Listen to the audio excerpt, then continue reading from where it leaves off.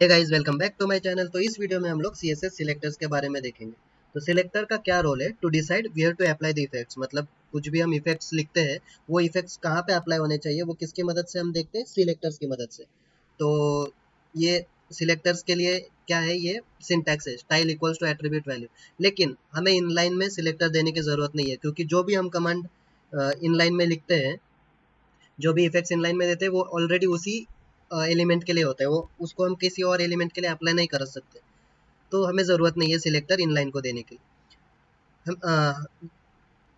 तो यदि हम एम्बेडेड या फिर एक्सटर्नल में लिखते हैं तब हमें सिलेक्टर डिफाइन करने की ज़रूरत पड़ती है। तो यहाँ पे मैं देन करता हूँ। ठीक है, तो ये सिलेक्टर क्या है वो अभी आगे बताऊंगा। सिलेक्टर पर इसका रोल क्या है, to specifies where to apply the effects. तो it selects HTML elements to apply effects. तो सीएसएस सिलेक्टर्स के भी कई प्रकार है, जैसे प्राइमरी हुआ, रैशनल हुआ, डायनेमिक, ऐसे अलग अलग प्रकार है। एक एक करके हम सबको देखते हैं। तो सबसे पहले हम देखते हैं प्राइमरी सिलेक्टर्स। प्राइमरी सिलेक्टर्स में तीन टाइप है। पहला है टाइप सिलेक्टर, दूसरा आईडी सिलेक्टर और तीसरा है क्लास सिलेक्टर। टाइप सिलेक्टर क्या रहता है, it refers to element name where you want the styles to apply. मतलब जैसे आप H1 हो गया, ये पैराग्राफ हो गया, ऑर्डर लिस्ट हो गया, टेबल डेटा हो गया, इसको अगर आपको इफेक्ट्स अप्लाई करने हैं तो सीधा आप ये टाइप ले सकते हैं और टाइप लिख के इसके अंदर यहाँ पे लिख के इफेक्ट्स अप्लाई कर सकते हैं। तो ये टाइप सिलेक्टर का काम है। It will apply effects. इसकी खासियत क्या है कि अगर आप एक पेज में बहुत सारे हेडिंग देते हैं तो हर हेडिंग को ये अप्लाई करेगा। चलिए देखते हैं कैसे। हम चलते हैं वीएस कोड में। वीएस कोड में जाने के बाद मैं यहाँ पे एक नई फाइल बनाता हूँ। ये पुराने वाले हटा देता हूँ। तो हम फाइल कहाँ बनाएंगे, सी एस एस फोल्डर बनाया हमने। इस सी एस एस फोल्डर में जाके मैं कुछ क्या लिखता हूँ, ये हमारा तीसरा वीडियो है तो थर्ड करके सिलेक्टर ही लिखता हूँ। कौन सा, ये हमारा प्राइमरी सिलेक्टर है तो मैं प्राइमरी सिलेक्टर करके लिखता हूँ। Primary selector dot H T M L, selector dot H T M L करके मैंने ये फाइल बनाई। ठीक है, अभी इस फाइल में मैं बॉडी में जाके कुछ हेडिंग्स देता हूँ। पहले देता हूँ कुछ हेडिंग, यही देता हूँ एच टी एम एल, फिर हेडिंग देता हूँ सी एस एस, और फिर कुछ तो भी हेडिंग देता हूँ जावास्क्रिप्ट। जावास्क्रिप्ट। अभी मुझे क्या करना है, मुझे इन तीनों हेडिंग्स को एक साथ इफेक्ट्स अप्लाई करने हैं। तो मैं क्या करूँगा, टाइप सिलेक्टर की मदद से एक साथ ही अप्लाई करूँगा। कैसे, हम पहले जाएंगे स्टाइल हेड में। यहाँ पे मैं स्टाइल डिफाइन करता हूँ। स्टाइल के अंदर मैं क्या करूँगा, क्योंकि ये टाइप सिलेक्टर है तो हम सीधा क्या करेंगे, इसका जो टाइप है हेडिंग वही उठाएंगे सीधा। तो यहाँ पे मैं सीधा H2 लिखूंगा और इसको करली ब्रेसेस के अंदर मान लो मैं कुछ कलर देता हूँ, इसको रेड, और बैकग्राउंड कलर देता हूँ कुछ येलो। बैकग्राउंड कलर देता हूँ येलो, और क्या है, बस बॉर्डर देता हूँ कुछ 2 पिक्सल सॉलिड ब्लैक करके बॉर्डर देता हूँ। और इसको हम ओपन विथ लाइव सर्वर करते हैं। लाइव सर्वर करने के बाद देखिए, जो मैंने हेडिंग को इफेक्ट्स दिया था रेड, येलो और बॉर्डर, वो सारे के सारे यहाँ पे HTML को हो गया, CSS, सब सारे हेडिंग को अप्लाई हुआ इफेक्ट। तो यही इसकी खासियत है। एक काम हाँ, तो यही इसकी खासियत है। लेकिन जो इसकी खासियत है वही इसका डिसएडवांटेज भी है, क्योंकि you can't ignore at any specific occurrence. क्या मतलब है इसका, मान लो मुझे HTML और जावास्क्रिप्ट को ही बस ये स्टाइल अप्लाई करने, CSS को नहीं करने।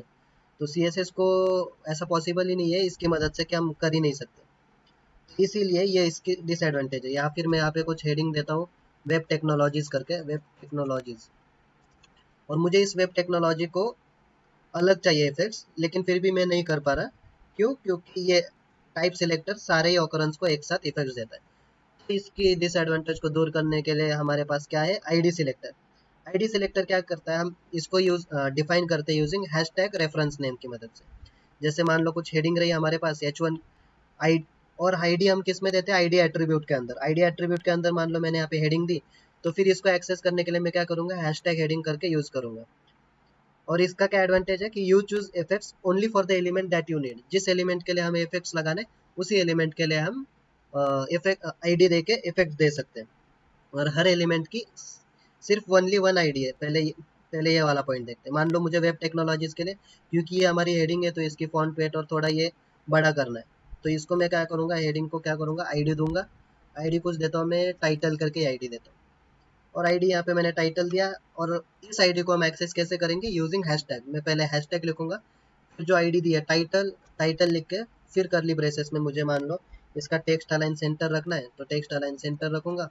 तो टेक्स्ट अलाइन सेंटर रखने पे सेंटर आ गया। इसका कुछ फॉन्ट साइज कुछ 15 पिक्सल रखता हूँ, तो ये और छोटा हो गया। इसको 35 पिक्सल करता हूँ तो ये बड़ा हो गया। ये हमारी हेडिंग हो गई और कुछ इसको कलर देना है, कुछ कलर देना है। क्या कलर दूं भाई हेडिंग को? ब्लू कलर देता हूँ। तो ब्लू कलर दिया तो ये देखिए यहाँ पे ब्लू कलर अप्लाई हो गया। तो इस तरह से हम आईडी की मदद से एक कोई भी एलिमेंट को नया इफेक्ट दे सकते हैं। तो इसकी फिर क्या दिक्कत है कि अगर मान लो यहाँ पे हमने इफेक्ट चूज किया लेकिन हम बस एक ही एलिमेंट को इफेक्ट दे सकते हैं। मान लो मुझे यही सेम इफेक्ट मल्टीपल कैटेगरीज को देने तो मैं नहीं दे सकता। मतलब एक एलिमेंट को मल्टीपल इफेक्ट्स देने तो नहीं दे सकता। कैसे नहीं दे सकता? मान लो आपको समझाता हूँ। जब आप प्रोजेक्ट में काम करते हो तो बहुत सारे लोगों को आपने देखा होगा। पहले मैं इसको कमेंट आउट करता हूँ।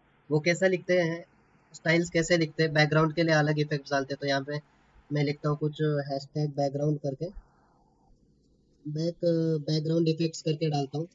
वो क्या करते हैं, कुछ बैकग्राउंड के लिए सारे बैकग्राउंड को एक जैसा इफेक्ट्स डालना है तो यहाँ पे कुछ बैकग्राउंड कलर येलो देते हैं और टेक्स्ट कलर रेड देते हैं।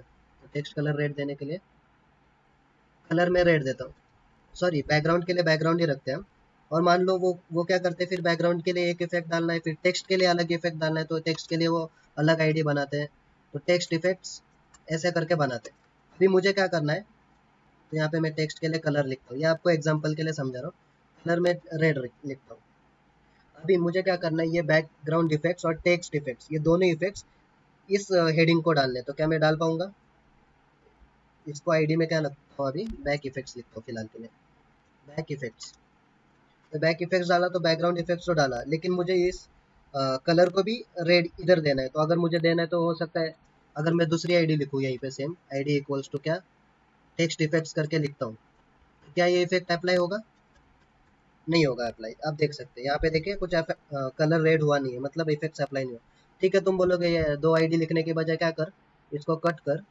कट करने के बाद यहीं पे कॉमा देके यहाँ पे पेस्ट कर। तो चलो ये भी कर लिया। ये भी करने के बाद अब तो वो पहला वाले भी अप्लाई नहीं होगा। ठीक है, तुम बोलोगे कॉमा मत लिख, एक काम कर स्पेस बार देके देख। स्पेस बार भी दिया तो नहीं अप्लाई हुआ। तो यही क्या है, डिसएडवांटेज है आईडी का। अभी अप्लाई हुआ कि हम बस एक ही आईडी दे सकते हैं, रेफरेंस आईडी। हम मल्टीपल कैटेगरीज अप्लाई नहीं कर सकते एक एलिमेंट को। तो फिर मुझे मान लो इस हेडिंग को कलर भी रेड चाहिए तो क्या करना पड़ेगा? उस वक्त मैदान में उतरता है कौन? Class selector. वो बोलता है ठीक है, आईडी के साथ जो दिक्कत है वो दिक्कत है, मैं ये उसकी दिक्कत दूर करता हूँ। तो क्लास सिलेक्टर हम किसकी मदद से रेफर करते हैं? Using dot reference. हम पहले क्लास नेम लिखते हैं और उसके अंदर यहाँ क्या बोलते हैं, इस करली ब्रेसेस में इफेक्ट्स अप्लाई करते हैं।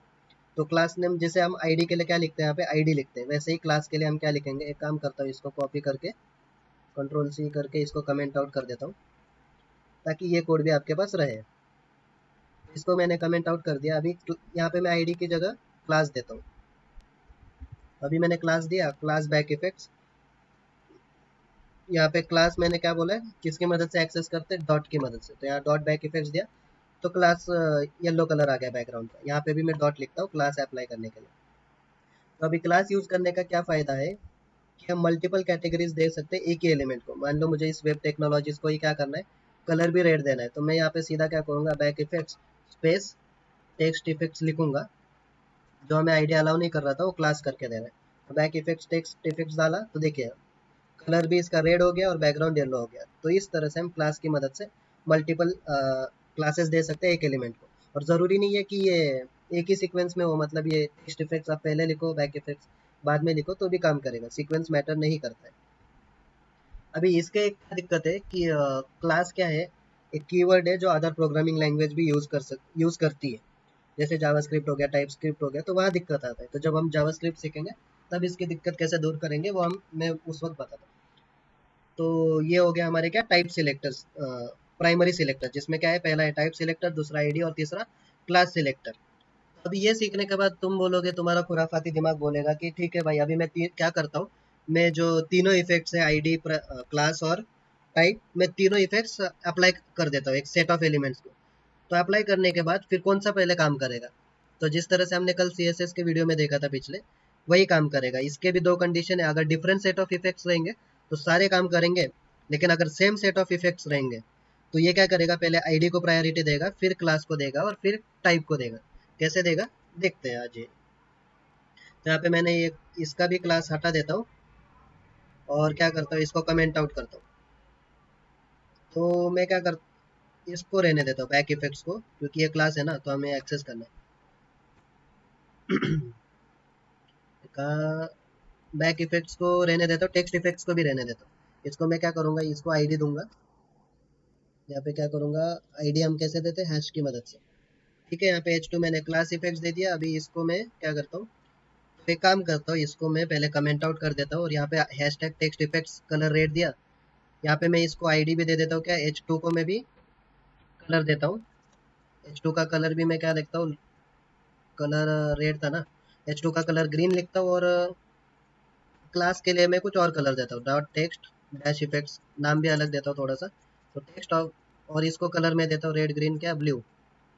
अभी यहाँ पे मैंने यहाँ पे अप्लाई किया, क्लास क्या था हमारा, टेक्स्ट इफेक्ट्स।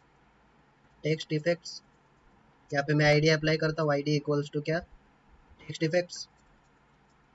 कैपिटलाइजेशन वो सब मैटर करता है, तो आप बोलोगे टेक्स्ट इफेक्ट्स दोनों तरफ लिखा है तो फर्क क्या है। तो ठीक है, ये मैंने लिखा। अभी यहाँ पे देखिए क्लास भी दिया मैंने इसको, आईडी भी दी और ये टाइप सिलेक्टर भी दिया। तो अभी आपके हिसाब से कौन सा कलर यहाँ पे दिखना चाहिए, जी हाँ, रेड कलर दिखेगा। देखिए यहाँ पे वेब टेक्नोलॉजीज में रेड कलर दिखा है, क्योंकि हमारी पहली प्रायोरिटी है आईडी को है। अगर मैं यहाँ से आईडी हटा देता हूँ या फिर आईडी को यहाँ पे कमेंट आउट करता हूँ, तो कमेंट आउट करोगे तो यहाँ पे ग्रीन दिखेगा। आईडी के बाद कौन सा आता है, क्लास। क्लास का आता है, तो क्लास का हमने ब्लू दिया है तो यहाँ पे ब्लू दिखेगा। और ब्लू के बाद लास्ट में आता है ग्रीन, जो ग्रीन यहाँ पे अप्लाई हो रहा है इन एलिमेंट्स के लिए। तो ये था, क्या था, सेम सेट के लिए अप्लाई करेंगे और डिफरेंट सेट के लिए अप्लाई करेंगे तो जो भी अनकॉमन सेट्स है वो सारे अप्लाई हो जाएंगे। अभी इसके बाद आप बोलोगे ठीक है, फिर इसके बाद क्या करता हूँ मैं, आईडी सिलेक्ट। अगर मैं सेम आईडी सिलेक्टर एम्बेडेड में भी देता हूँ और एक्सटर्नल में भी देता हूँ, तो कौन कहाँ पे अप्लाई होगा, तो बिल्कुल जाहिर सी बात है एम्बेडेड में होगा, क्योंकि एक्सटर्नल हमारी लास्ट प्रायोरिटी है। यह पिछले वीडियो में मैंने बताया था आपको। अभी इसके बाद आता है कि मुझे यहाँ पे मैं कुछ क्या बोल रहा है, how to group selector, selectors को एक साथ कैसे लिखेंगे। मान लो यहाँ पे मैं कुछ हेडिंग के बाद पैराग्राफ लिखता हूँ। पैराग्राफ HTML क्या है, it is a markup language. Markup language CSS क्या है, CSS को it is a presentation language. Heading के अंदर पैराग्राफ के अंदर लिखता हूँ कि it is a presentation language, presentation language. ठीक है, जावास्क्रिप्ट का इसको भी लिख के देता है, पूरा मान जाएगा ये। बोलेगा इनको लिखा है, मुझे नहीं लिख रहा। It is a programming language, programming language. ठीक है, तो अभी मुझे इस हेडिंग और इस पैराग्राफ, इन हेडिंग और पैराग्राफ को सेम सेट ऑफ इफेक्ट्स लगाने। ये कमेंट कर देता है यार, बहुत कमेंट हो गया, ये आप बाद में देख सकते हैं। ठीक है, अभी यहाँ पे मैं थोड़ा स्पेस देके, हाँ अभी मुझे क्या करना है, हेडिंग और पैराग्राफ दोनों को एक साथ इफेक्ट्स डालना है, सेम इफेक्ट डालना है। तो मान लो कुछ बॉर्डर डालना है, तो सेम इफेक्ट डालने के लिए हम क्या करेंगे, एक डिलीमीटर यूज करेंगे, कॉमा। डिलीमीटर क्या है, सेपरेटर है, डिलीमीटर को हम सेपरेटर कहते हैं। तो कॉमा की मदद से हम अलग अलग इफेक्ट डालेंगे। जैसे यहाँ पे हेडिंग टू, पहले हेडिंग टू को ही लिख के आता हूँ। कुछ बॉर्डर लिखता हूँ 2 पिक्सल, या बॉर्डर या बैकग्राउंड कलर चलेगा, 2 पिक्सल सॉलिड ब्लैक। ये मैंने बॉर्डर दिया, कहाँ गया, ठीक है बॉर्डर आ गई। यहाँ पे देखिए अभी पैराग्राफ को बॉर्डर आई नहीं है, तो पैराग्राफ को भी मुझे बॉर्डर देने हैं, तो फिर से ये मत लिखने की ज़रूरत नहीं है, क्योंकि इफेक्ट सेम है। तो सीधा मैं कॉमा स्पेस पी दूंगा, तो ये देखिए पैराग्राफ को अभी हमारे बॉर्डर वॉर्डर आ गई। तो इस तरह से आप ग्रुप कर सकते हैं। सिर्फ ये तो मैंने टाइप सिलेक्टर के लिए बताया। यहाँ पे आप आईडी दीजिए, आईडी देने के बाद यहाँ पे आईडी को इफेक्ट डालना है, तो सीधा कॉमा डाल के हैश टैग जो भी आईडी दी है वहाँ पे लिख सकते हैं। ऑर्डर लिस्ट, वीडियो, इमेज, जो भी आप जिसको भी देना है, कॉमा स्पेस देके आप सीधा दे सकते हैं। अभी इसके बाद आता है क्या, शैडोइंग। शैडोइंग क्या है, it is a process of redefining effects with same selector again with in the scope. मान लो शैडोइंग मतलब मैंने एक आईडी दी, यहीं पे किया था शायद मैंने, अभी कहाँ गया, चलो यार ये वापस बता ही देता हूँ। शैडोइंग मतलब क्या है, मैंने कुछ हेडिंग के लिए दिया। इसमें भी दो टाइप है, सेम ही है लगभग शैडोइंग। तो जैसे मैंने हेडिंग के लिए क्या दिया, मैंने कलर दिया क्या, रेड। ठीक है, और सेम में इस हेडिंग को क्या दिया, आईडी दिया मैंने टेक्स्ट इफेक्ट्स। तो यहाँ पे मैंने कुछ हैशटैग टेक्स्ट इफेक्ट्स दिए, आईडी हैशटैग टेक्स्ट इफेक्ट्स करके आईडी दी। इसको भी मैं कलर कुछ ब्लू देता हूँ। तो अभी शैडोइंग क्या कर रहा है कि मैंने सेम एलिमेंट को एक क्या बोलते हैं, टाइप सिलेक्टर की मदद से कलर भी दिया और आईडी की मदद से क्या बोलते हैं दूसरा कलर दिया है। तो ये क्या करेगा, सॉरी सॉरी, थोड़ा सा भावनाओं में बह गया मैं। यहाँ पे क्या है, शैडोइंग मतलब सेम इफेक्ट्स हम सेम एलिमेंट दे रहे हैं। जैसे यहाँ पे मैं आईडी नहीं दे रहा, क्योंकि आईडी दूंगा तो वो पहले से ही क्या बोलते हैं, आईडी दूंगा तो पहली प्रायोरिटी आईडी को देगा। कलर रेड दिया, यहाँ पे बैकग्राउंड कलर येलो देता हूँ। तो शैडोइंग क्या हो रहा है यहाँ पे देखिए, मैंने H2 ऑलरेडी डिफाइन किया, फिर से H2 में डिफाइन कर रहा हूँ। तो क्या कर रहा है, पहले बैकग्राउंड कलर येलो को कमेंट करता हूँ। तो वो चीज़ क्या कर रहा है, जो लेटेस्ट में मैंने कलर दिया है ब्लू, वही लेटेस्ट में अप्लाई करेगा इफेक्ट्स। यहाँ देखिए ब्लू अप्लाई कर रहा है, अगर मैं इसको कमेंट करता हूँ तो ये रेड अप्लाई करेगा। लेकिन शैडोइंग मतलब क्या, जो लेटेस्ट में कमेंट दिया है वही अप्लाई करेगा, अगर सेम एट्रीब्यूट यूज कर रहे होंगे। और डिफरेंट एट्रीब्यूट यूज कर रहे होंगे तो सारे ही अप्लाई होंगे। डिफरेंट में जैसे यहाँ पे मैंने बैकग्राउंड कलर येलो दिया, इसको कमेंट आउट हटा दिया, तो ये सारे अप्लाई कर रहे हैं। तो यही मतलब है शैडोइंग का। तो यही था गाइज, क्या प्राइमरी सिलेक्टर में। ये हमने पहला टाइप देखा सिलेक्टर का। आगे आगे वाले वीडियोस में और टाइप्स देखेंगे। तो चलिए फिर, मुझे उम्मीद है कि आपको कुछ नया सीखने को ज़रूर मिल रहा है और आप सीख भी रहे हैं। तो चलिए फिर मिलते हैं अगले वीडियो में, तब तक के लिए अलविदा।